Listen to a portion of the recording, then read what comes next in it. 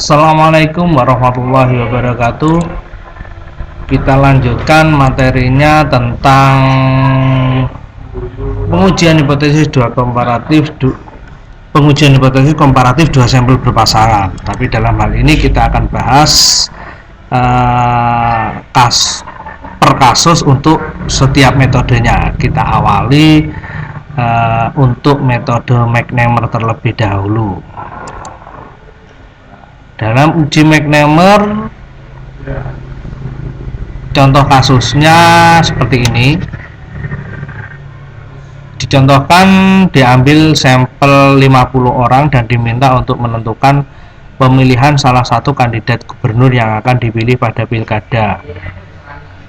Ingin diketahui apakah terdapat perbedaan atau perubahan pilihan responden terhadap calon kandidat gubernur sebelum dan sesudah dilakukan debat terbuka di televisi. Nah, langkah pertama dalam pengujian hipotesis ini kita identifikasi data yang digunakan seperti apa. Nah, datanya ternyata diperoleh seperti ini. Data yang diambil dari 50 responden sebelum dan sesudah perlakuannya sebelum dan sesudah dilakukan debat terbuka di televisi. Kemudian yang satu kandidat, 0 kandidat. Ini responden 1 misalkan, responden 1 sebelumnya memilih kandidat B, sesudah debat juga tetap memilih kandidat B. Jadi di sini ada 2 kandidat yang dipilih di situ.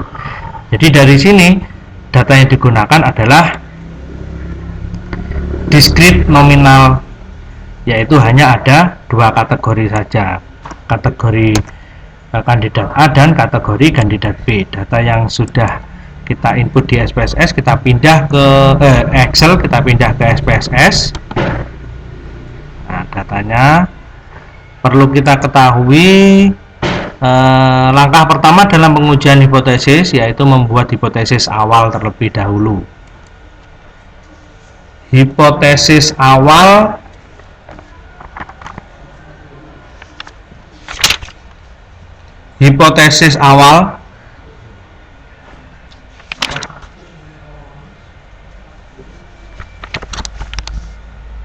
tidak terdapat perubahan pemilihan yang signifikan akan kandidat gubernur sebelum dan sesudah acara debat terbuka di televisi. Hipotesis alternatif,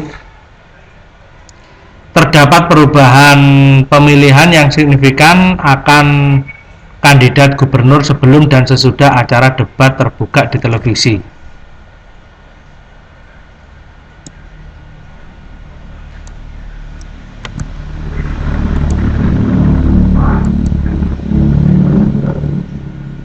Nah, hipotesis awal dan alternatifnya sudah kita buat. Kita lakukan pemilihan uji statistik, yaitu menggunakan ternyata dari kasus yang ada, hipotesis pemilihan statistik ujinya ketemu uji McNemer karena datanya nominal, hanya ada 2 kategori saja. Yang satu itu misalkan ini ya, 1 itu kandidat B,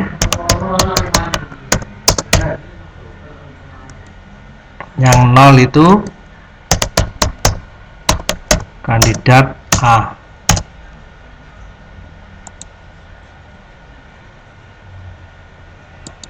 Nah, oke, kita copy paste, kita masukkan sini juga.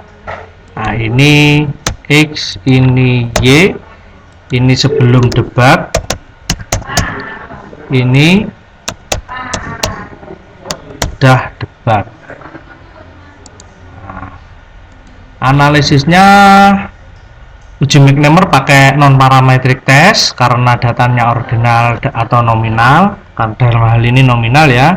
Nah, sampelnya 1 responden diperlakukan 2 kali perlakuan dari 2 berpasangan. Yang satu dimasukkan ke variabel 1, yang satunya lagi Y-nya dimasukkan ke variabel 2. Jangan lupa di sini diklik yang McNemer. Nah, langsung aja kita klik OK. Nah ini data yang diperoleh, kita copy paste, output yang diperoleh kita copy paste ke langkah-langkahnya kan seperti ini tadi. Jadi dari output yang kita peroleh ini kita lakukan pengujian hipotesis. Nah, pengujian hipotesisnya sudah kita buat hipotesis awal dan hipotesis alternatifnya sesuai dengan rumusan masalah dan tujuan penelitian dalam kasus ini, yaitu ingin melihat apakah ada perbedaan yang signifikan atau tidak antara pilihan gubernur sebelum dan sesudah acara debat terbuka di televisi. Ternyata dari sini bisa dilihat kandidat A sebelumnya milih kandidat A, yang sesudahnya milih kandidat B ada 19, dan seterusnya. Ini ada 5 yang sebelum milih kandidat B dan sesudahnya itu milih kandidat A, dan seterusnya. Yang dilihat respondennya ada 50, yang dilihat langsung di sini. Nilai signifikansinya ini ternyata diperoleh eksak signifikansi 0,007 ya. Ini nanti akan dibandingkan 0,007 akan dibandingkan dengan tingkat kemanaan, yaitu 0,05. Ternyata nilainya lebih kecil atau lebih besar di sini. Ternyata nilainya lebih kecil. Kalau lebih kecil tadi kesimpulannya apa? Nah, kita lihat dalam kesimpulan pengujian hipotesis.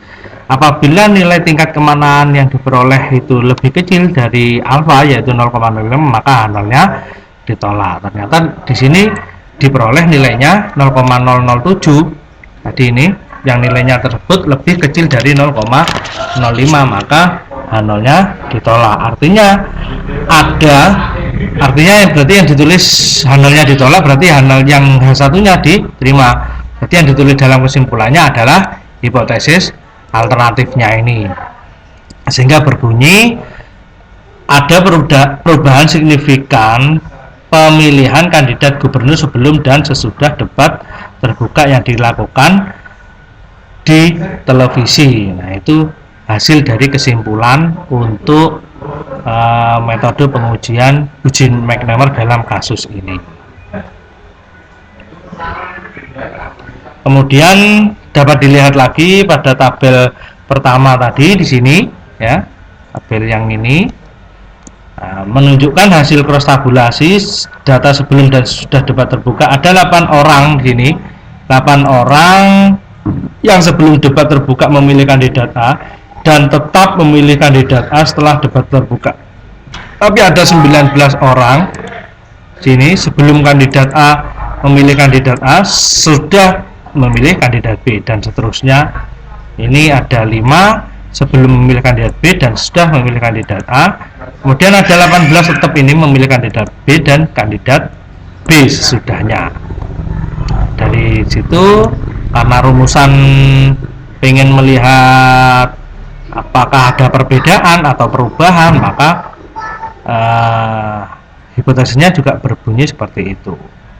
Hasil kesimpulannya H0 ditolak, berarti yang diterima atau ditulis dalam kesimpulan adalah bunyi dari hipotesis alternatif yang berbunyi ada atau terdapat perubahan pemilihan yang signifikan akan kandidat gubernur sebelum dan sesudah debat terbuka di televisi.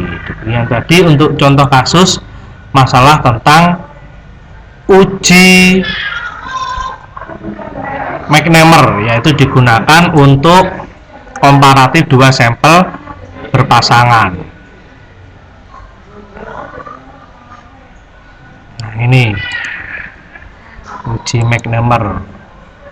Untuk selanjutnya akan kita bahas tentang uji marginal homogeneity. Nah, ini rumusnya. Sekian tadi materi tentang uji McNemar. Assalamualaikum warahmatullahi wabarakatuh.